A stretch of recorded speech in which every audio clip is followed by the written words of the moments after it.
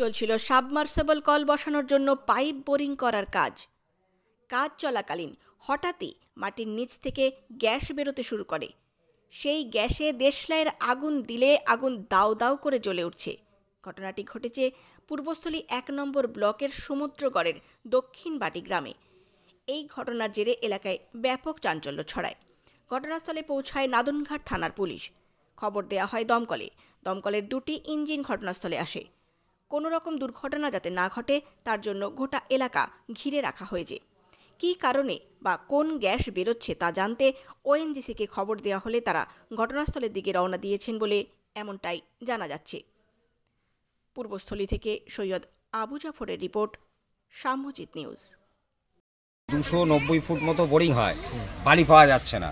তখন মিস্ত্রি সন্দেহ হয় যে কিছু একটা ব্যাপার আছে। তখন ওই পাইপ তুলতে থাকে। 140 ফুট পাইপ যখন ওঠার পরে ওই তলার আরও যে পাইপ আছে সেগুলো আস্তে আস্তে তুলে দেয় এবং শোঁ করে শব্দ হতে থাকে।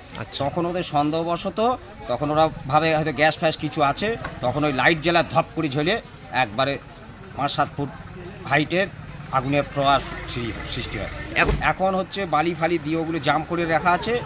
সন্ধ্যে থেকে গত সন্ধ্যার থেকে এই ব্যবস্থায় পড়ে আছে। নাদনঘাট থানা কালকে এসেছিল, কালকে ফায়ার ব্রিগেডের 2টো গাড়ি এসেছিলো, আজকেও সকালে ফায়ার ব্রিগেড এসছে, পুলিশ এসছে এবং প্রশাসনের উদ্যোতর সমস্ত জায়গায় জানানো হয়েছে।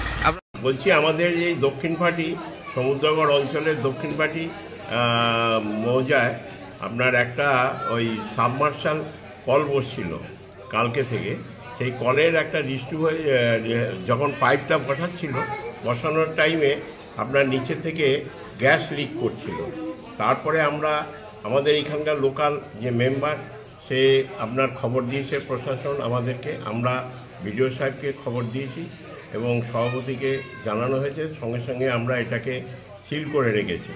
যে তারপরে আমরা দেশলাই দিয়ে একবার দেখেছি যে ওটা আগুন জ্বলছে।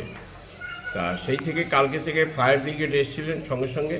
তারপরে বিডিও সাহেব আমরা সিল করার পরে আজকে সেই জায়গাটা কি করা হবে সেই জন্য ওএনজিসিকে বিডিও সাহেব খবর দেওয়ার পরে ওনারা আজকে আসবেন, কিন্তু ওনারা রাস্তা ভুল করে বর্ধমান লাইনের দিকে চলে গেছে।